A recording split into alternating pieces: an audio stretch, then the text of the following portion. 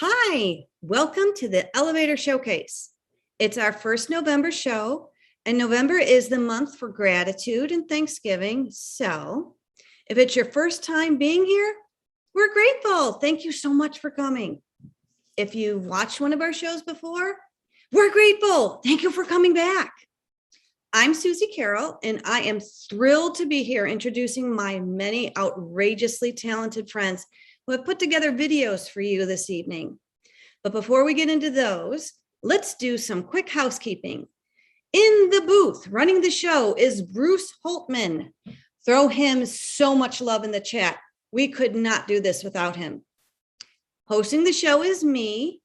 You can love me if you want, but it's optional. And watching the show is you, and we definitely love you. Again, thanks for being here.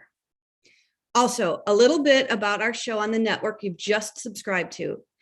The Elevator aims to do away with gatekeeping and amplify artistic talent in various mediums. Each of our performers gets 5 to 6 minutes to showcase whatever they want. If you like what you see and want to boost talent, do so. Follow these folks on social media, retweet their stuff, hire them, represent them. You can even pay them money directly if they have a Venmo listed. We've got a fantastic group of people performing tonight. Some music, some video, some reading written pieces, and it's for you, all for you. So as you watch, please engage in the chat. These folks are showing a lot of guts and creativity by putting their art out there. So tell them how great they are. Our lineup tonight is Paul Micheli, Deb Shaddon, Jackie Wiles, Jackie Duleba, because 2 Jackies is better than 1. Ashley Whitehurst, Nate Erickson, and Bruce Holtman. Our first performer is Paul Micheli, a writer, improviser, all-around great guy known as Handsome Paul to his improv teammates. Let's welcome Paul into the elevator.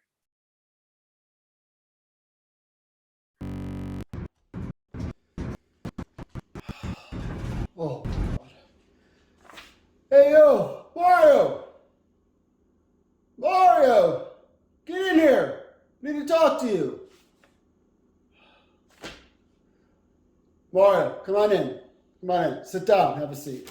We need to talk about your performance. Woohoo! Woohoo! Woohoo! It's me, Super Mario! I know it's a you, Mario. You don't have to tell me that. I know it's a you. Oh, good God. Mario, listen. There's been some complaints from some of the clients lately. We got to talk about what's going on. Uh-oh! First off, Mrs. Smith, she called. You were over there. Remember the plumbing job you did over there? Well, she said you started jumping around and then you knocked down her brick wall to get to the pipes. Is that true? Like, look at this, man. This is like what's left over. Why are you punching brick walls? What is wrong with you? Mamma mia! Okay. First off, you can't be doing that. I can't have clients breathing down my neck that you're knocking walls down and causing damage to their house. I got a call from the Wilsons, and did you step on their pet turtle when you arrived at the house? Mario, why would you do that, man? What's going on? But there was the evil Koopa Troopas. Oh, that's right. Oh yeah, the Koopa Troopers and evil, like, I don't know what the hell you're talking about. Mamma mia! Let's talk about the Johnsons. Let's talk about the Johnsons and the job you did there. Did you try to climb into one of the pipes? But I was trying to go to the Mushroom Kingdom and save the princess. How is that fixing a cloggy drain? What are you doing? Mamma mia! Okay, Mario, look. This last one, this one is just absolutely the worst. So the Peroni family said you went in there, you ate their flowers, and then you set the fucking house on fire? But I was trying to save the princess. Oh, Okay, listen, buddy, I love you, but I found this in your locker. A bunch of mushrooms and leaves. Like, you've been eating leaves. Oh, no. Well, you're tripping balls on shrooms. But that gives me my superpowers. You're burning people's houses down and breaking their walls. Like, Mario, man, you're a fantastic plumber, but I gotta fire you. You gotta get out of here. Oh no! Just get the hell out of my office. Oh man. Oh gosh.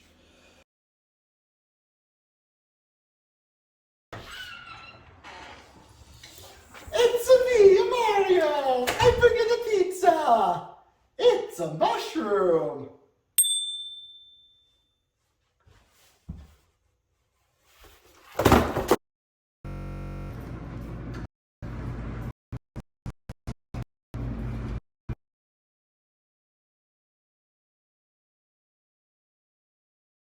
All right, Paul, great job. That was quite the situation Mario got himself into. I don't think even the plumbers union would defend him. And he just walks into people's houses with his sus pizzas. Okay. Next up, we have a delightful performer who has been performing sketch and improv for many years. And I am fortunate to be able to call her a friend and colleague for some of those years. Let's give a warm welcome to Deb Shaddon.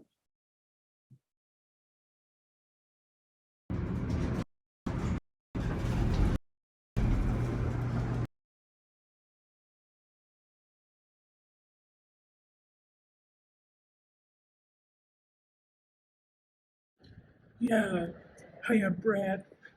This is my house, really my garage.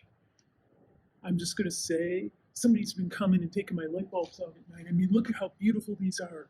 Who would want to put the whole neighborhood in the darkness? Look at this. Look how beautiful that is. Yeah, so you know what I'm gonna do? I'm gonna camp out here all night.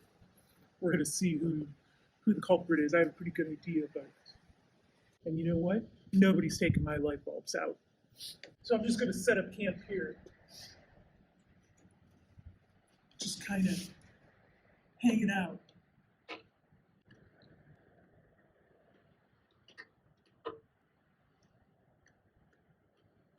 Hi, I'm Betsy. This neighborhood is so nice in the dark. People work remote at home all the time. Maybe they sleep in, maybe they stay up late. They don't need the lights on in the back here, okay? People need to get their sleep. Those lights have been on for a whole year. It's just not right. It's just not right.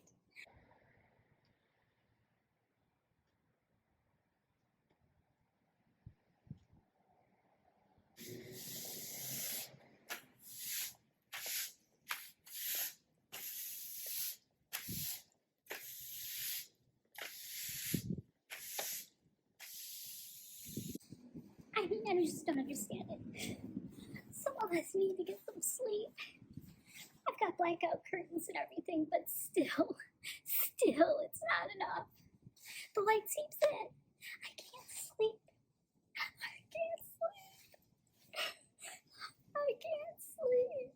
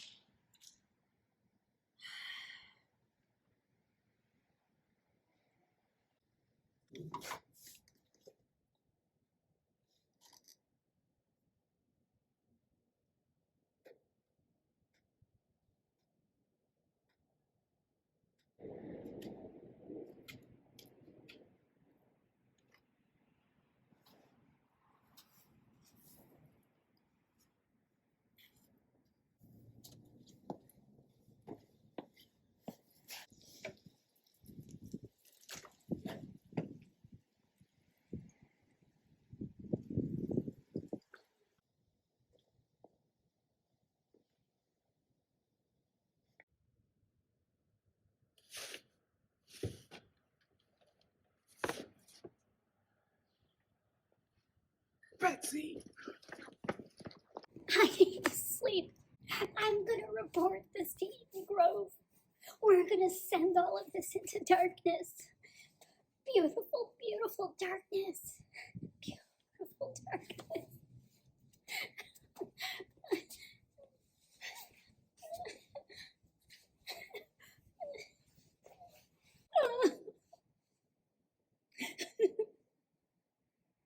All right. I saw her. I know I saw her. She's running around here somewhere. All right. I know it's her. Betsy, I saw you. I know it's you. This is not over.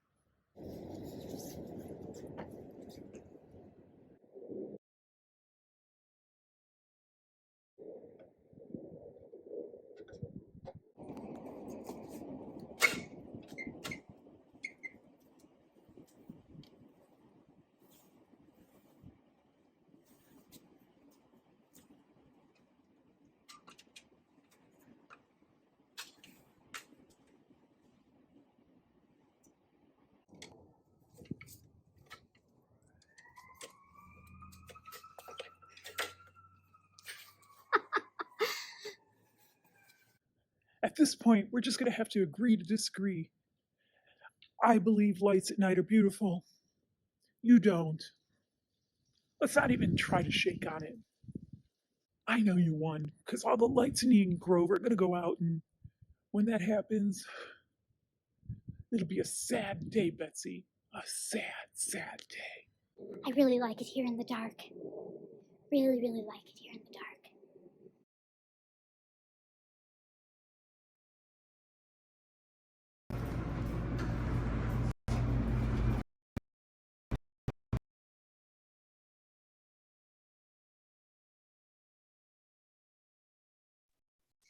Yay! Everyone give some love in the chat for Deb. Thank you, Deb, for doing a wonderful job capturing the nut jobs who inhabit suburbia. I live in Downers Grove. I think I've met those people. But up now we have Jackie Wiles, who describes herself as a filthy millennial. Filthy millennial. Almost a tongue twister. But there are only two words I have to describe her. Wonder Woman.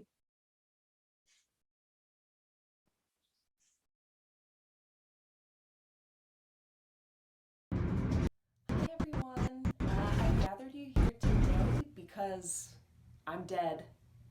Let's get down to business. Do you remember the summer of 2020 when there was a pandemic going on? Mom had me take out a $100,000 life insurance policy, and she wanted me to set up a plan in case I had an unexpected death. And in this case, I did. Assuming that the government has forgiven student loans, I'm debt free. I would like to be cremated with all of my Wonder Woman books. Here they are for reference, so you know what to look for. If for some reason I can't be cremated, then I would like to be buried in my Fleabag jumpsuit that I am wearing right now. And according to Illinois Cremation Centers, I'll drop the link below, it's going to be about $595, but with my books, we're just going to round it up to $650 just to be safe. We're at $99,350 left to spend. When you're cremated, men are left with about 6 pounds of ash, whereas women are left with about 4 pounds. In this case, with me and my books, I'm going to estimate that we're going to be left with 7 pounds of remains. So a plain cookie jar can hold about 48 ounces, which is 3 pounds. I would like 2 pounds of my remains to go into my Wonder Woman cookie jar. Here's a photo for reference. I would like my family, assuming I am not married and I have no children, to go to Ireland. I would like you to either throw or dump 1 pound of me off the cliffs of Moher. And I would also like another pound of me scattered all over Ireland. According to a blog I found that was written in 2019, I'll drop the link below. Estimate-wise, it's going to be about $20,000 for everyone. So now we're left with $79,350, and I've got 3 pounds left. I would like to take a ½ pound and go to Sweetwater's Donut Mill in Kalamazoo, Michigan, the one on Stadium Drive. And I would like to be made into their White Cloud donuts. Here's a photo for reference. Now, I don't know if this is illegal, but we may have to bribe Sweetwater's Donuts. So I've dropped a link below on how to bribe someone. And let's just say it's going to be about $30,000 to bribe them. Once I've been turned into donuts, I would like all my family, all of my friends, and all of my enemies to eat me. Now we've got $49,350 to spend, and we've got 2.5 pounds of my remains left. There's this company in the UK called Vinely. Here's a link. Vinely takes approximately 1 teaspoon of your remains and turns it into a pressed vinyl record. So we're going to take 1/16 pound or 1 ounce of my ashes and turn them into records. 1/16 pound equals 1.92 tablespoons, so we're going to round that up to 2. 1 tablespoon equals 3 teaspoons. So in those 2 tablespoons, we've got 6 teaspoons, which equals 6 records that are all about me. So the cost of your record varies between $1,200 and $3,500, like depending if you have album artwork or a sleeve design, cover, etc. I don't need any of that. Now I would like a double-sided record. One side will have my favorite phrases that I like to say. Fucking titties! Wonder Woman! Donuts. To my dear nieces, Neville and Marianne, I'm always with you if you eat the donuts. On side 2 of my record, I would like Lady Gaga's Bad Romance on a 12-inch record that can record up to 18 to 22 minutes, so the song can be repeated 4 times. Each record turns out to be about $2,000. 2,000 times 6 equals 12,000, and we're left with $37,350 and 2.44 pounds of me left. Get some other cookie jars, fill them up so everyone gets their own little bit of Jackie. Scatter me in different locations. Bell's Brewery, Sweetwater's Donuts, my first Chicago studio apartment where I'm currently filming this, so future tenants never actually have to live alone. Bury me with Ranger and Cheyenne. If Ruby's ashes have been placed somewhere, put some with her. If St. Francis has passed, put some of me with him. And oh my gosh, can't believe I'm saying this. If Trigger has passed, make sure you put some of me with him. Oh boy. That's the current plan, everyone. Cheers. God, I'm gonna miss beer so much.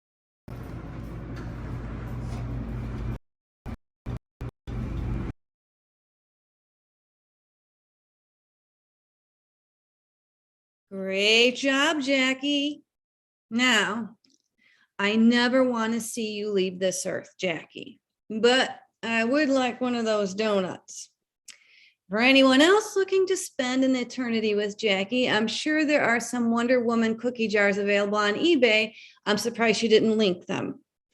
You could put her ashes that she's got left over in there.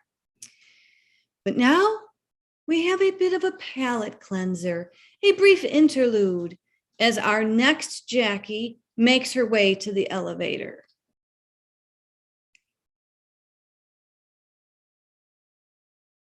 Hey everyone, Paul Micheli here. Hope you're enjoying the elevator showcase show so far.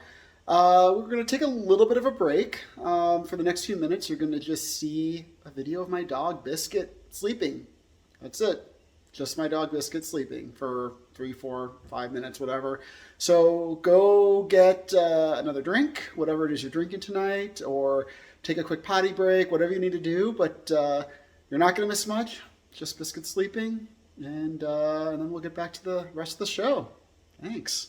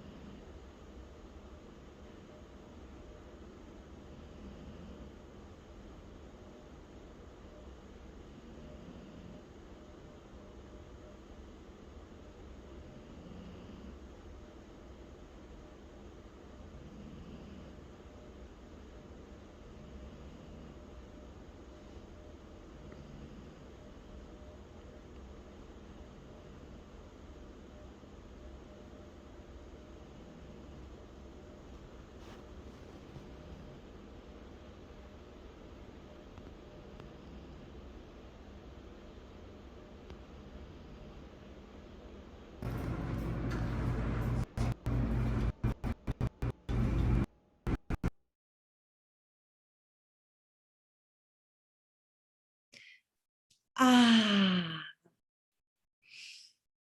Well, that was a calming and soul-soothing intermission. Thank you, Biscuit, for sharing your dreams with us. But here comes our next Jackie into the elevator. And if Lon Chaney was the man with 1,000 faces, this Jackie is the woman of 2,000 faces. Here she is, Jackie Duleba.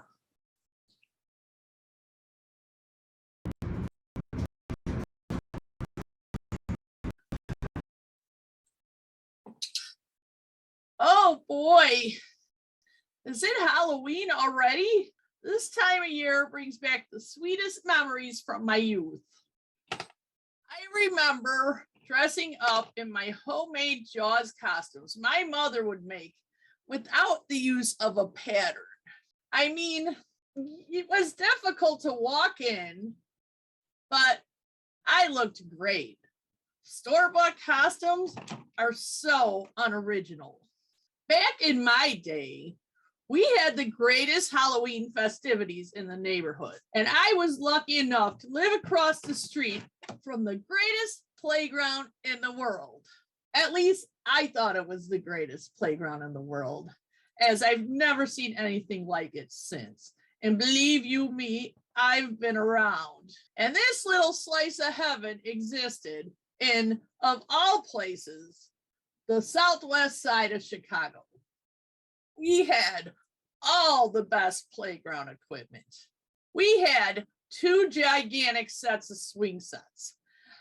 Not those little rubber ones that they put in for safety, but the kind with the solid wooden seats that you could stand up on and do tricks. We also had giant wooden teeter-totters. Those were the best. You would take a heavy kid and a light kid and put one at each end. And when the heavier kid got on, the lighter kid would go flying up to the sky like a rocket.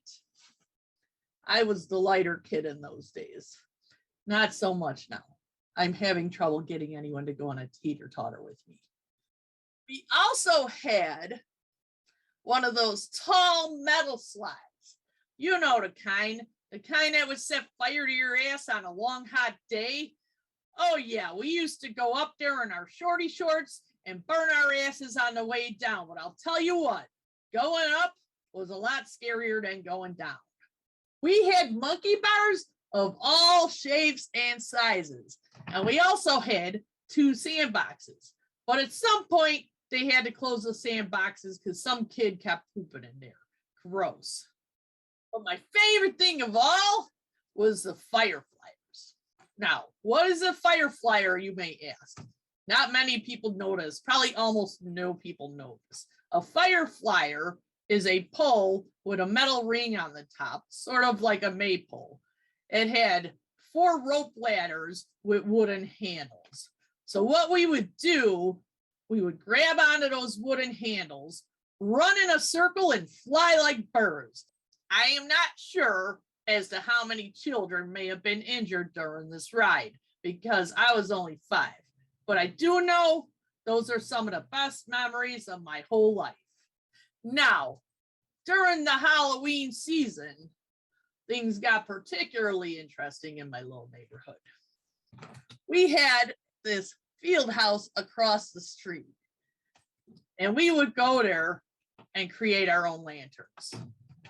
We were given 4 sheets of white waxy paper, and there'd be a box of broken Crayolas in the middle of the table for everyone to use. We would make 4 pictures, and then we would put together our lanterns, and they would give us a real live candle with an open flame and everything, and we'd plop that right in the center of our lanterns. And then we would parade around the neighborhood in a single file. It was magical. Now, when we would trick or treat, there was this one house that everyone told us not to go to because they all said it was haunted. So, of course, we went there. We approached that dark and shadowy doorway. And when we got to the top, there was no doorbell, just an old style knocker with a gargoyle face on it. We mustered up the courage to tap on the door lightly, and suddenly there was this old woman there. She was dressed all in black with long, greasy gray hair and a big old warty nose. She addressed us in a very annoyed tone. She said, "What do you kids want? Take your treats and get lost," and handed each of us a big, red, shiny apple. As we grabbed the apples and scattered away, she yelled out behind us, "You better not step on my lawn." Well, we never ate those apples. At least most of us didn't. There was this one friend. Okay, friend may be a strong word. She was like the one weird girl in the neighborhood who had no friends. So we let her tag along with us to be nice. Well, she was rumored to have eaten the apple and been poisoned. Now, she was dressed as Snow White at the time, so I chalked it up to kids telling tales. I was pretty mature at that time, but the following week, her family abruptly left town, never to be seen or heard from again. So, who can really know for sure what happened that day? The good old days. Kids these days will never know what those times were like. The world has changed so much. Where the hell is the time gone? Well, sounds like I have some trick-or-treaters. Don't want to keep the children waiting. Ta-ta!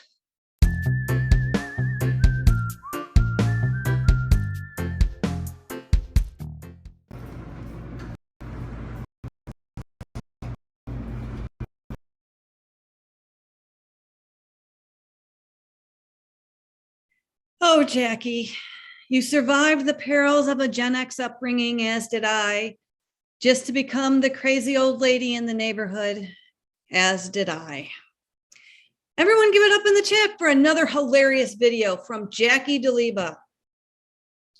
Now, up next, we have one of the backbones of the elevator show, frequent host, mentor, and spirit guide to the rest of us. Put your applause emojis together for Ashley Whitehurst.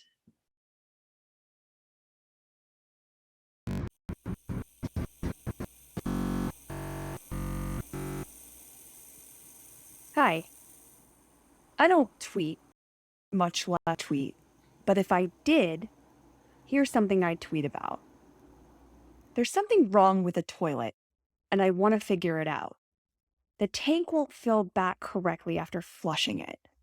I don't want to hire a plumber right off the bat.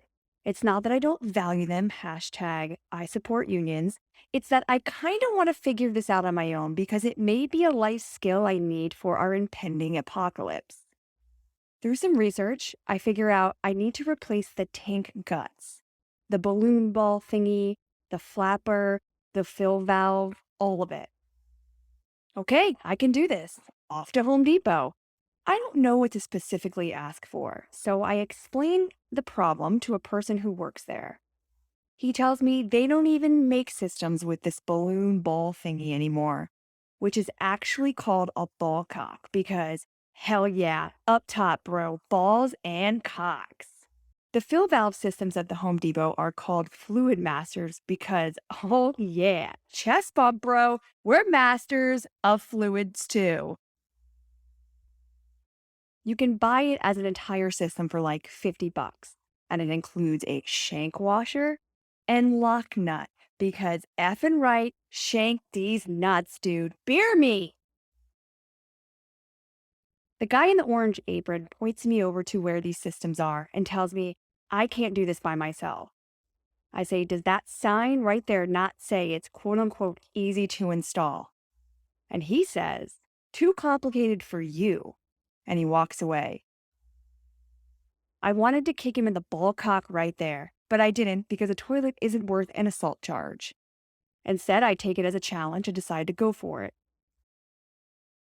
In an ideal world where your toilet isn't 20 years old and screws aren't rusted or worn away, this project actually wouldn't have been that bad. I turn the water supply off, drain the tank, and then completely undo the old systems of cocks and nuts.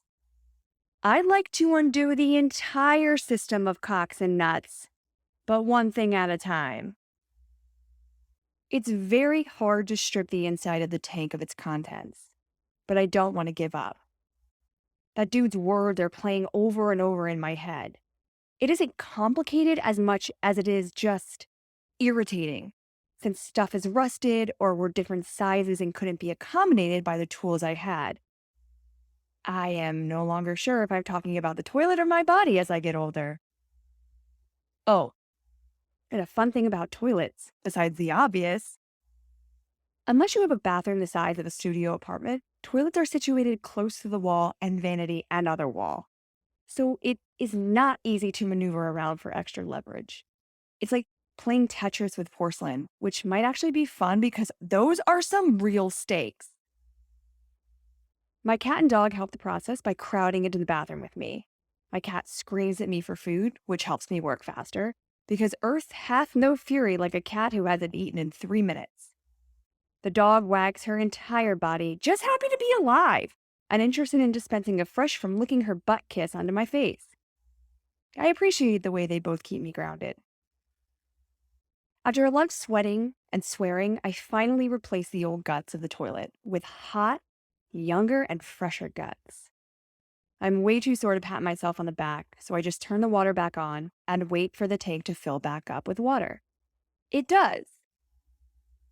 But it keeps slowly leaking and then having to refill again.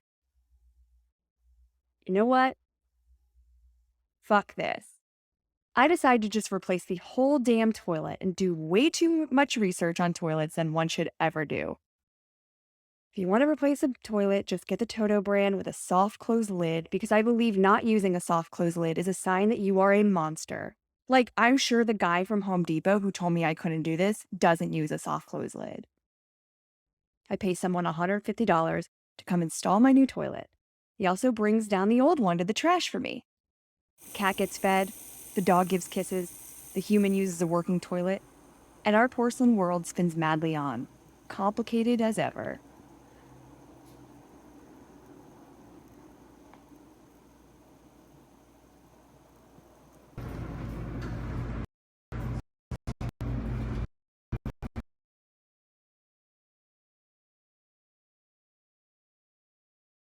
Yay, give it up for Ashley. I hope she's feeling flushed with success. I can't believe we have gone all these months with 0 plumbing related videos, and tonight we have 2 plumbing related videos. But no butt cracks, because we are not that kind of show. Coming into the elevator now is a multi-talented, frequent contributor to the Elevator Showcase, a sketch writer, musician, composer, and tonight, a poet. Gentle people, please welcome the great Nate Erickson.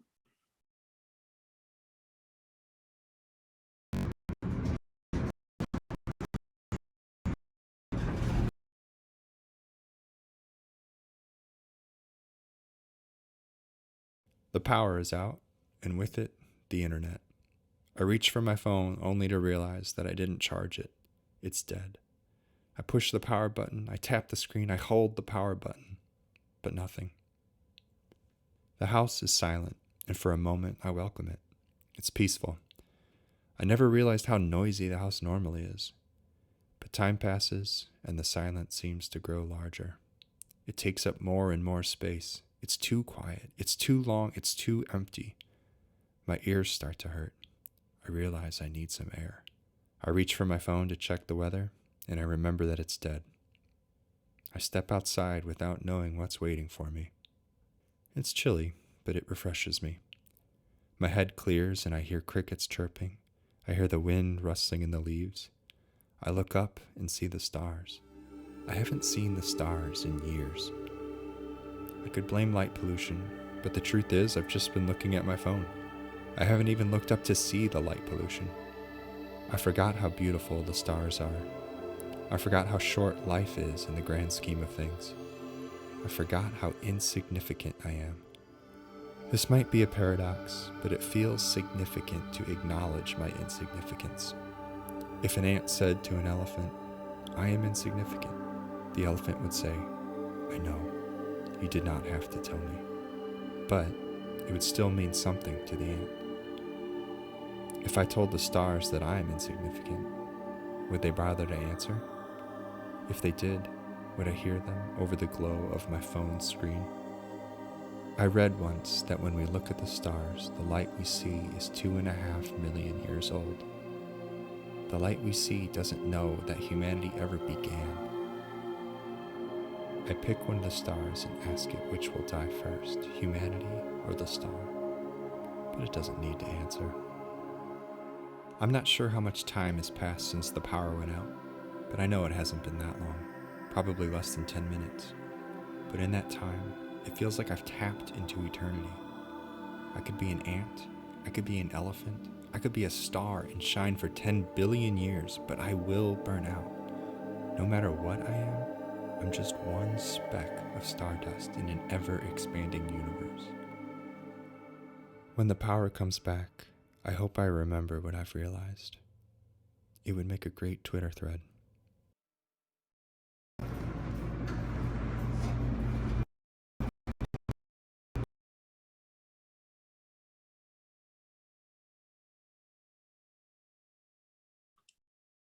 Wow. Another outstanding video from Nate. He keeps hitting him out of the park. Let him know how much you loved that in the chat. He'll be sure to tweet about you if you do.